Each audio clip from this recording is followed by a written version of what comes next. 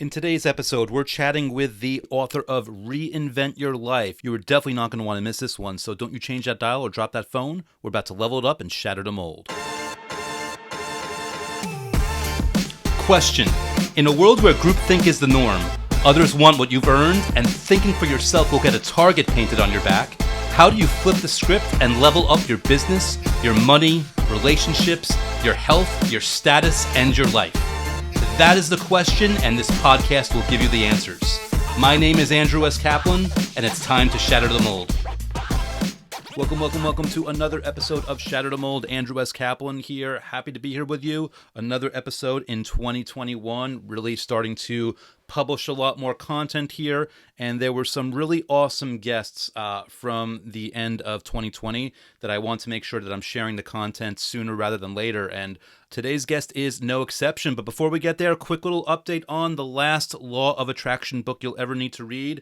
Everything is running smoothly. And again, I just want to express my gratitude for all the 5-star rave reviews and all the new customers, all the book readers, all the wonderful feedback that you were sending me, both in the Amazon reviews and in your emails. I really do appreciate it. And of course, I'm super pumped by all the new YouTube subscribers for the channel that's in support of the book. Thank you so much for all your enthusiasm. Thank you for the comments on all the videos that I put out there. And really thank you for embracing that content. It's something that really just gets better and better. And those who have been following for a while know that 2020 was a huge year for the book. It's going to be even bigger this year, I guarantee you. We're coming off the heels of 2 awesome feature articles in Yahoo toward the end of the year, and I think there might be a few more things in the works regarding more positive press, but stay tuned. We'll see how that part shapes out. Before we move on to our guest, obviously a quick little reminder here. If you do want to check out the book on Amazon, you could simply type in lastlawofattractionbook.com, and that'll auto forward to the listing where you can check it out in audiobook or Kindle or paperback. And if you want to check out the YouTube channel in support of the book, you can just go over to youtube.com/Andrew Cap. With that said, let's dive in straight to today's guest.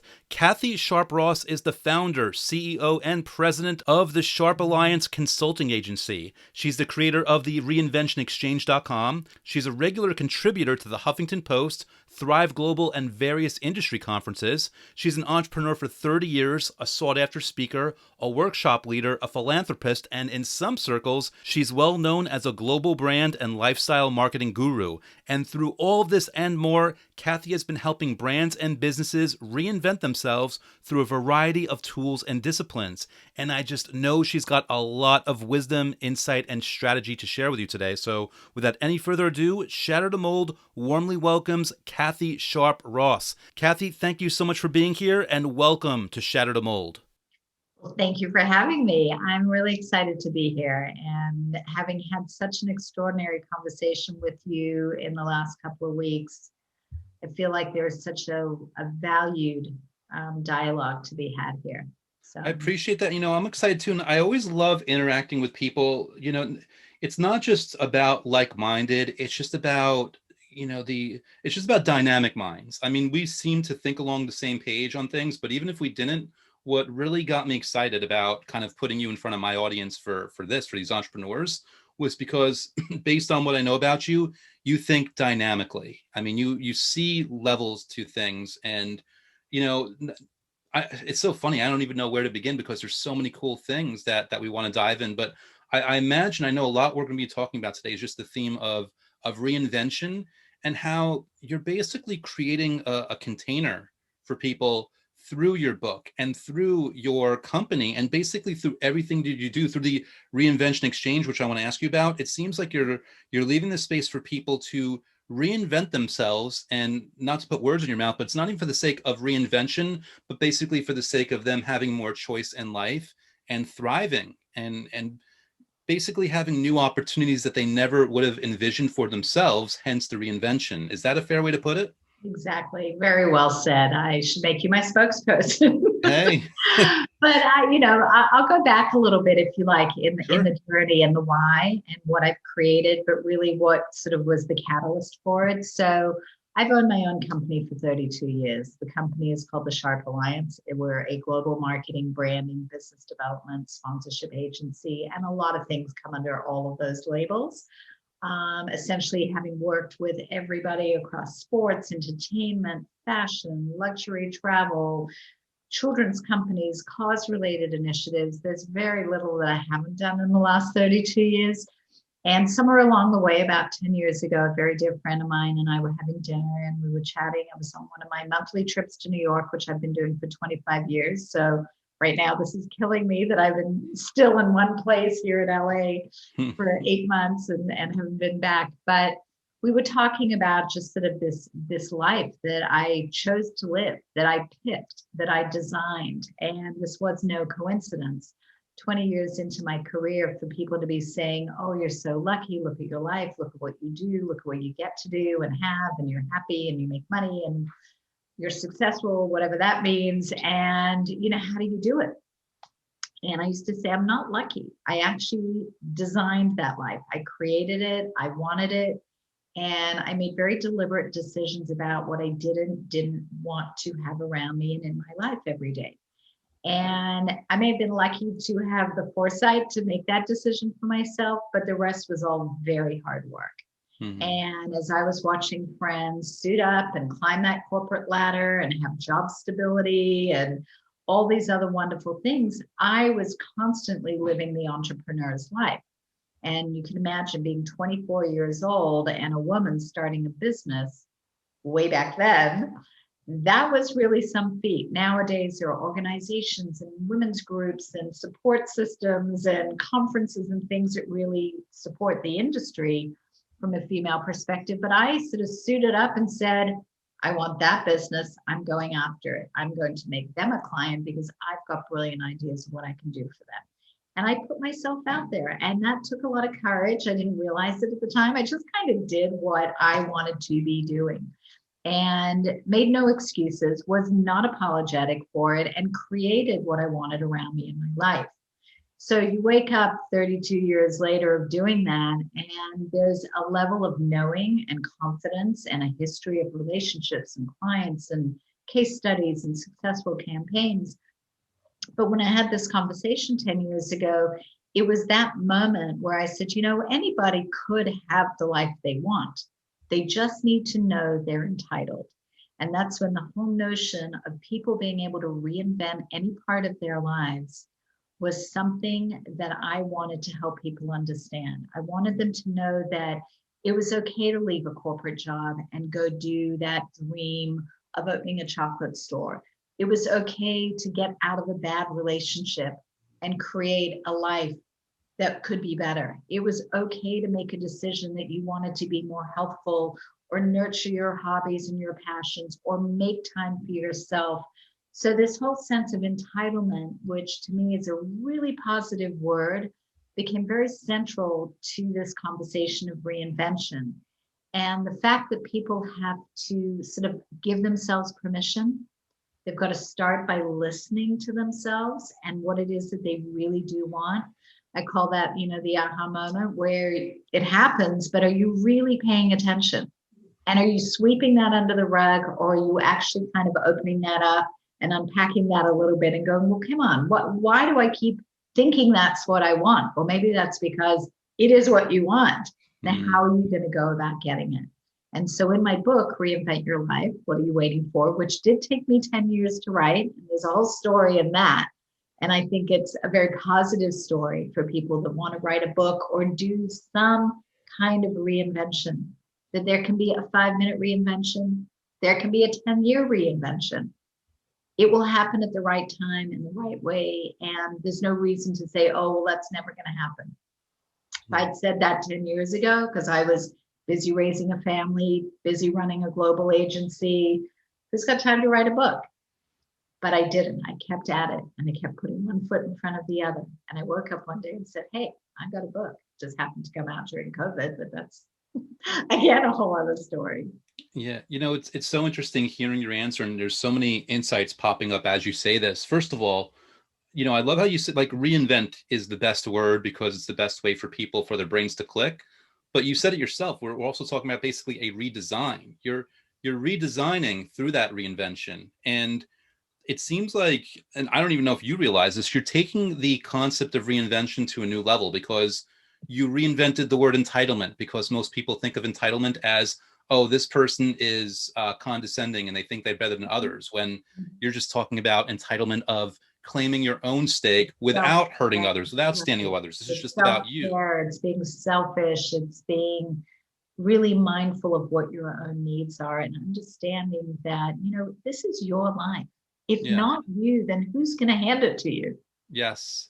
And also, you also reinvented the word reinvent, in the sense that you're even saying, like, listen, it could be a 5 minute reinvention, it could be 10-year reinvention. Right. So, what I like about this message and what I'm getting from you is, it's not just empowerment of whoever wants to go this through this, but it's degrees of empowerment, where you're giving yourself permission to do as much or as little as your heart tells you. And that can be a really guiding force. And, obviously we all bring our own fixed attachments and fixed point of views to things. But hearing you talk about your friends climbing up the corporate ladder, I think over time, and again, I could be a bit jaded in this way, but I think those salaries aren't stability. They're the illusion of stability, because if something goes wrong with that job, then they're going to have to bust their ass just as much as what you spent 30 years doing, because then they got to build up their network. They got to figure things out. So I don't view the entrepreneurial life as stable by any means. I mean, you got to be a special kind of person to do it. But by that same token,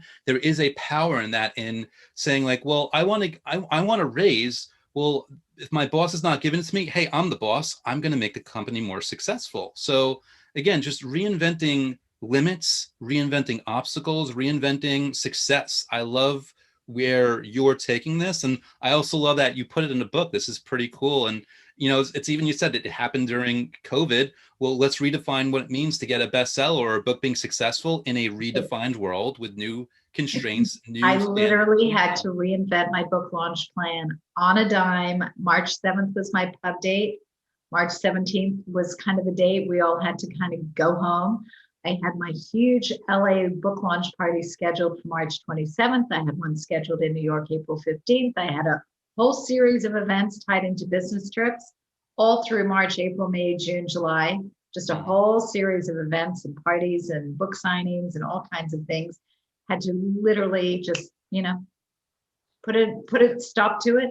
But out of that, I created the Reinvention virtual chat, which Yes. is, which where you were a guest on last week, became my antidote. I took those lemons and I made the most delicious lemonade. And I actually created what sort of was something that I would not have otherwise done at the time, because I was always running around and traveling and running from meeting to meeting. I couldn't have found the time to create that in my schedule, nor would I have wanted to for the same reason. And yet I was like, if I'm not going to be going to the bookstores, I'm going to bring the bookstore to me. And for the first 5 months, I actually had my backdrop was a bookstore. Every time we did a virtual chat, I had a different bookstore behind me and had books propped up in the bookstore. We photoshopped everything and made it look like we were standing in a bookstore. And there are my books on the shelf and on the easel. This is this piece of artwork here. And I had fun with it. I thought, this is mine. I get to do what I want. I'm going to be me. I'm a marketer. I'm a brander. I'm a promoter. Now it's my turn. And I said, that's it. We're going to bring the people to my virtual bookstore. And by interviewing great guests and having great conversations with people going through all kinds of reinventions over the last 7 months, there could not have been a more profound, beautiful space to have what has turned into sort of like business sessions, business therapy and personal therapy. And it's an open environment. It's a Zoom meeting, so people get to talk and share and have a little Q&A at the end after a guest has spoken. So it sort of became my really happy place in the last 7 months. And it gave me a sense of very focused direction around how to launch this book. And it's an ongoing project, obviously. There's no end to it because it's so timely and so topical. It was before COVID happened, and now it's a bit of the 11 o'clock news story, if you will. Not my book per se, but the subject of reinvention. Yeah. And holiday gift giving. We're doing holiday gift guides. We're getting picked up in all the media as a great holiday gift item. So it's sort of this gift that will also keep giving. Right. So, that's what we have to do, though. We have to feel entitled enough to say, okay, pity party's over. There's a challenge in my life. Where is the solution? And that's what I've been doing in business for 30 years for all my clients. And in running a business myself, you focus on the solution, you focus on the possibilities, and then you put that roadmap together. I call it the Reinvention Roadmap. And you put that roadmap together and you figure out those bite-sized pieces to help you get to each place in that map. And think about it. You get in the car and you want to go somewhere.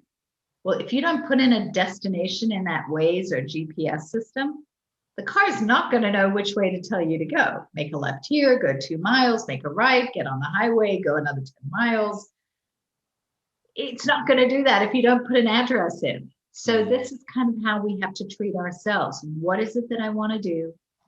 Let's put that roadmap together. Let's figure out the milestones. I need mentors. I need to do research. I've got to go back to school. I've got to go buy the seeds to plant a vegetable garden, whatever those things are. I've got to carve out time. What are you doing with your time on your schedule? Are you just hoping it shows up? Or are you deliberately creating time on your schedule to do those things that you want to do? And there's a lot in the process, like those steps, that we have to really be accountable for. Yeah. I like, by the way, this is why I used the word dynamic when I was describing you, because even this choice that you made, it's dynamic in the sense that, well, one, this is what you do. So you're leading by example. You're showing current clients how to do this. You're showing potential clients how to do this. And you're also setting a platform or a stage for other entrepreneurs to then provide more of their own insights and bring their own experiences and their own perspectives and their own stories into the mix. I'm curious, where, if anything, does the Reinvention Exchange fit into all this? So I decided, the first thing I did actually when I decided to write a book 10 years ago, and it's not like I spent 20 years ago and one day I want to write a book about something. I've been writing my whole life. It's part of what I do as a communications and marketing specialist. So writing is a very natural thing for me. But in that moment, in that conversation, when I said, anybody can do this, I'm going to write a book about this. So it just kind of, and this is what I do, put a stake in the ground right then and there. I'm going to have a virtual chat. Okay, now go make it happen. This is what I do. And I think a lot of us need to kind of do that. We need to kind of wing it a little bit more and then not get caught up in the analysis and the paralysis of it all. So in that moment, I decided to do that. I then decided that the first step would be to figure out who I was targeting as a marketer. I put the marketing plan together in about 3 days, and I was like, oh, okay, now I better write a book. I have a marketing plan for a book, but the book doesn't exist. But now I know where it's going, who it's for, why I want to write it, and started really developing it. The next step was to start writing blogs. And I was fortunate in that I was representing a major women's conference in New York. I happened to be having dinner the night before the conference with one of our partners in the conference, who was Ariana Huffington, sitting with her at dinner. And I said, I'm going to be writing a book about reinventing your life. And I'd love to write a column for the Huff Post. She said, oh, darling, of course you have to do that for me. I'm starting a reinvention section in 2 weeks. I was like, oh, interesting. Very well. So within 2 weeks, I started feeding articles to them for the Huffington Post and started blogging for the Post and now for Thrive Global, because that's now her platform. And in that moment, I was creating a lot of content. I was starting to post a lot on social media. And I realized that I was getting a lot of reaction from people. And I needed to build a community. And I always wanted to be the curator of the stories, not the great reinventor, not the life coach, not the psychotherapist, but the curator. And as I was delving into the writing of the book, I was interviewing people for my book. So I was collecting incredible stories and coming across all this great research and very profound and fun and interesting facts about a lot of famous and wonderful people that are out there and kind of what their journey was and all of those milestones, those reinvention moments.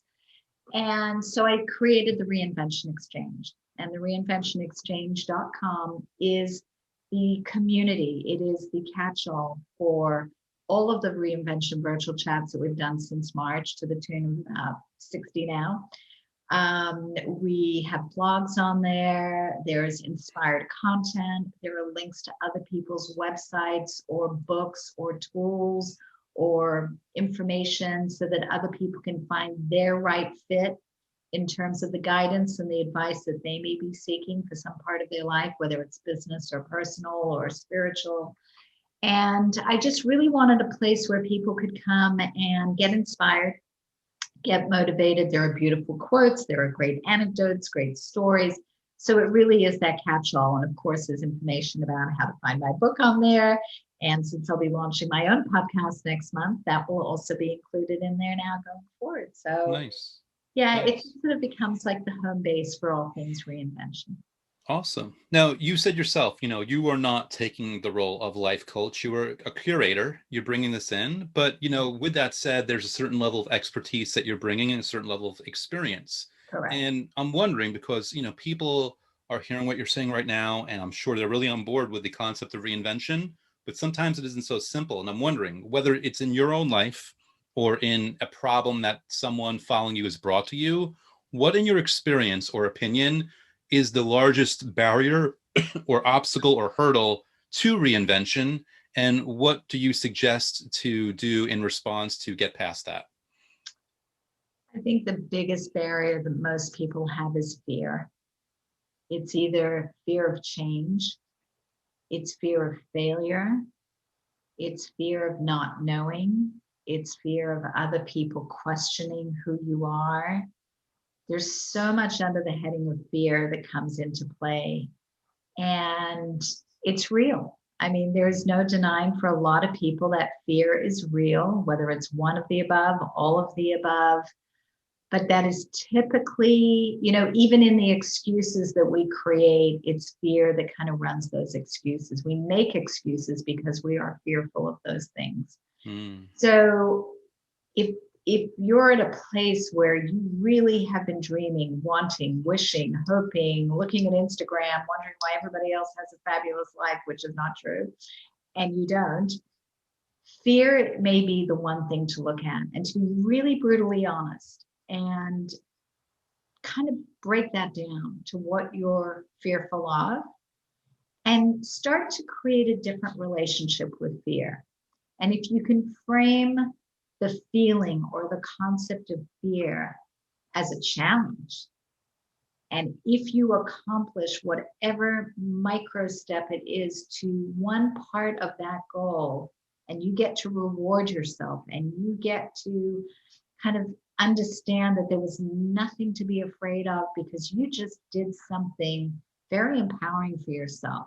It might be, I'm just going to research the subject a little bit more because I think I want to open a chocolate shop on Main Street, hypothetical. Or I think I want to learn how to play the guitar. But everybody's going to think I'm crazy and it's going to cost me money and, we come with all that. Do a little research. How much does it really cost? And if it's $300 to buy a new guitar or $10,000 to put down a down payment on a lease on a new chocolate shop on Main Street, how long will it take me to raise that money? And if I could, what would be the steps to do that? And take each piece and break it down and start to dilute that freneticism around the fear. Because when you break down the baby steps of what it takes to get to where you want to be going, you're no longer looking at this big, daunting, overwhelming concept that seems unattainable, that may go wrong. And when you break things down, you're going to come across bumps in the road on that roadmap, and something's going to come up, good, bad, or otherwise. You're going to learn more along the way. You're going to be more informed. You're going to be surprised by what you thought you knew versus what you're now learning. People are going to say things that are going to make you doubt and question what you're doing and why you're doing it instead of staying steady where you are. Well, those are the last people in the world you want to be listening to because they're certainly not on your train. There are so many ways to get through and lean into the fear and get to the other side of it. And that, I think, is the one thing that stops people, but is truly surmountable if you understand how to break all those aspects down and change your relationship to that word fear. What I really like about that answer is when we're talking about fear, two of the main things of the fear are fear of, finances and survival, Am I going to throw away a career or whatever else? And also fear of what other people might think. And what I love about your answer of doing this research is it basically it's an end around those. You're not spending money yet.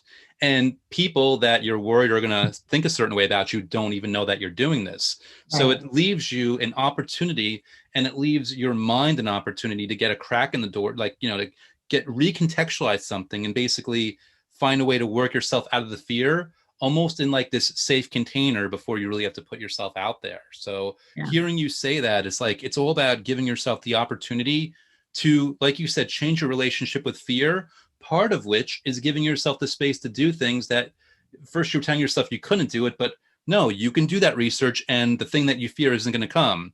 You can take a few baby steps, and the thing you're fearing isn't going to come. You can do these things and get underway without worrying and letting fear intrude before And it's too as you late. do that, you'll build up more courage, you'll build up more confidence. You will see your relationship with the fear that you were going, well, what was I afraid of? Mm-hmm. Because this is kind of fun and challenging, and it's an adventure. I mean, look, I grew up living in different countries around the world. I'm from Australia. I lived in Israel as a teenager. I lived there through a war. My family traveled. We traveled the world. I was very lucky, but I was ready in a moment's notice to pick up and go. If my husband walked in here right now and said, honey, we're moving to another city or country, I'd be like, really, what time does the plane leave? I've got one more meeting. Hold on. you know, that to me, change was adventure my whole life. And I get that not everybody feels that way about change. It can be daunting, and we all have different history with change. But we also get to reframe it. We are entitled. It is up to us to control it, not let it control us. Mm-hmm. And it's so important that we understand that. The other thing is to also find someone that can help you be more accountable to what that dream and that vision is. So whether you want to start a company, leave a job, move out of a bad relationship, become more healthful, become more spiritual, whatever it is that you want to create in your life and you want to nurture that, share that with somebody who you know is on your side, whoever that is. Be accountable to and with someone who can actually check in with you in a positive way and go, how's that going? Anything you want to bounce off me? You want me to check in with you every week and see whether you're sticking to the regimen, the plan, you're doing the research? Can I help you find somebody? Find somebody, just one person in your life that is your go-to, that when you're having a hard day, you question why you're doing anything that you're trying to change, that you can go to and they can kind of remind you. We all have that. I have that. There are days where I'm like, I'm crazy. What am I doing all this for? Yeah, And I I love call my that. sister and I go, tell me I'm not crazy. She's like, you're not crazy. Sometimes that's all you need. What's good about that answer to me is I think sometimes even if people have that person, they might not realize it, they might not see it. Right. And, to those people, I'd say, well, then go out and find someone, join a mastermind. Like, you don't, even if you, there might be someone there, but even if they're not there, you can find someone. You can reinvent your relationship with a stranger, or reinvent your idea of what it means to have someone support you, that they don't have to know you since childhood, if not, and they don't have to be related. It can be someone in a business group, in a Facebook group or something. There's so many different options. Absolutely. And it's really important. I don't think people recognize the value of that. And it only takes one person in your life to be that little extra pillar of strength, because we all have that very noisy voice in our head that's making us second guess ourselves, question ourselves. We all have, some version of imposter syndrome. I mean, these are real things, but they don't have to be real. And they sure as heck don't have to get in the way of living our best life. Those are just becoming excuses that we're using at that point. I love it. Yeah. So I know we're almost out of time here, but I did want to just take advantage of the I feel fact like that we've we're just got getting started. just when we're getting warmed up, right? Well, here we have, you are a marketing powerhouse also. We'll put it that way. And I know we have a lot of entrepreneurs listening. What to you is the most important marketing insight or lesson that you've learned and applied to your life and business? I believe we have to be nimble and creative at all times. We cannot get too set in our ways. We have to absolutely, especially right now. And I have to say, I'm having the best time working with our clients and the companies that we do business with. There's never been so much creativity and receptivity to change and evolve and reinvent in business. Campaigns and ideas and things that we would bring to clients or try to get them to onboard. We'd get a lot of traditionally over the 30 years, oh, we can't do that. We don't do things that way. It's not done in this industry. It would take too long. It would take too much money. Well, guess what? Reality check. Everybody's had to do that, whether or not they like it, pretty much over the last 8 months. It's been a fascinating time. And so I think it's been a lesson to them. It's one that I've always lived by. You never know what the next day is going to bring. You never know how you're going to have to reprioritize your day, your week, your month. So you have to be open to the idea that change is always going to be afoot, that you have to be flexible. You can't get too caught up in the frustration of why is that not happening? It was supposed to be that way, but rather, oh, we're going to have to pivot. What are we going to do? And be ready to go. So be in solution mode, be creative, and embrace it. Have fun with it, because what are you going to do? Get frustrated? I mean, I've been a big believer my whole life in not wasting my energy on the bad stuff and rechanneling it into the good stuff. I love that. That may sound very simplistic, but that is like a hard, fast rule of life. I love it. And, it's interesting because obviously, you don't want to fix what ain't broken, and you don't want to be in too much of a rush to change something that's doing really well. But by that same token, you want to be in a daily mindset of trying to be creative and trying to do different things, even if you don't implement them, just to keep your brain working so that when it's time to pivot, you can do it. And I would also say, be there, and this is the beauty of being there in service to others. If you're there to help other people and try to troubleshoot for them, be that friend that can go to people and give them the solution. It's forcing your brain to work and innovate without the pressure of having to do it yourself, but still keeping you fresh, so that when you do have to innovate, your brain's going to snap into action that all the easier. Exactly. Yeah. I love it. I love it. So before we give you the big final question or something, I did want to make sure if people want to get in touch with you or learn more about you or connect in any way, what is the best way for them to do that? The easiest and fastest way is either through Facebook, LinkedIn, Instagram, Kathi Sharpe-Ross, or in the case of Instagram, Kathi SR. And I do have the Reinvention Exchange and all of those platforms as well. But my website, which also captures all of those, is the reinventionexchange.com. And everything I'm doing, including a way to reach me, share your story, contact me, find out more about the book, the blogs, the virtual chats, all of that is in there. And I encourage you to sign up for the newsletter, because I send those out 3 times a week with updates on our virtual chats and inspirational and fun content that's been going on, and podcasts that I'm featured on are always included in there. So it's kind of a good catch-all and a fun way to just stay in the loop on what we're doing. Cool. Maybe this one will appear there also, right? It will absolutely be there. Nice. Cool. So with that in mind, knowing this is going to be there and giving value to people as they continue to come aboard, and also knowing that you're a unique, well, not unique guest, but you are a unique guest. And like, you basically made this really bold, brave decision so long ago. So, I'm sure you're not looking back with regrets. Right. But with that said, if you can go to the Kathi from 20 or 30 years ago and give her one piece of advice, whether it's life advice, business advice, whether it's to get there easier, whether it's to just do something, like whatever piece of advice, what's the one thing that you would tell that earlier version of yourself? 20 years ago? I think, gosh, I have always been so highly charged 24/7. I've never stopped working since I was 18 years old, always running my own businesses, had a jewelry business in college. I mean, I would say keep doing what you're doing, because you are having so much fun, and never stop believing in yourself. And in all honesty, I have no regrets in the way I've done anything in my lifetime. So I appreciate that at all these milestones, and maybe it's because as an entrepreneur, you're constantly doing that exercise. You're constantly questioning where I'm at, what I could be doing. And I think when I was in my 30s, I was so in my prime doing what I was doing. I mean, I was handling Coca-Cola and World Cup soccer and Super Bowl events and just unbelievable clients and projects and productions and partnerships.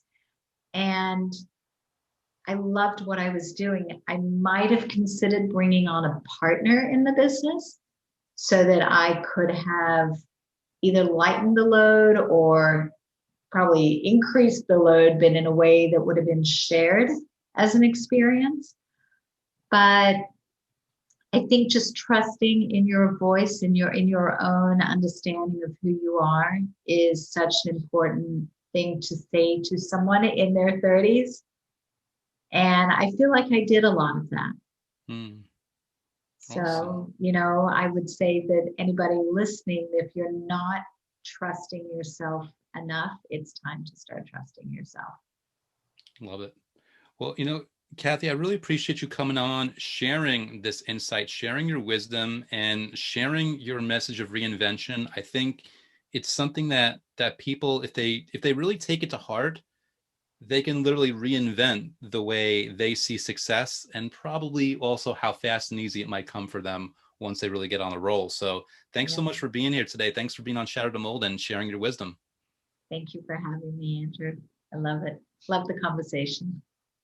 Thank you again, Kathi, for that awesome content and for those wonderful insights. Guys, if this is your first time checking out the show, I highly encourage you to pull out your phone, hit that subscribe button, and while you're at it, leave a quick, honest written review. Again, I highly recommend that you go to the links that Kathi had mentioned. I'm going to put those in the notes for both the YouTube video description and for the actual show notes on shatterthemoldpodcast.com. And again, a reminder, if you want to check out my book, you can go to lastlawofattractionbook.com or my YouTube channel in support of the book, youtube.com/Andrew Cap. But with that said, that's all I've got for you today. But you can definitely expect more content and more guests in the very near future. Stay tuned. Thank you for listening to Shatter the Mold at www.shatterthemoldpodcast.com. My name is Andrew S. Kaplan.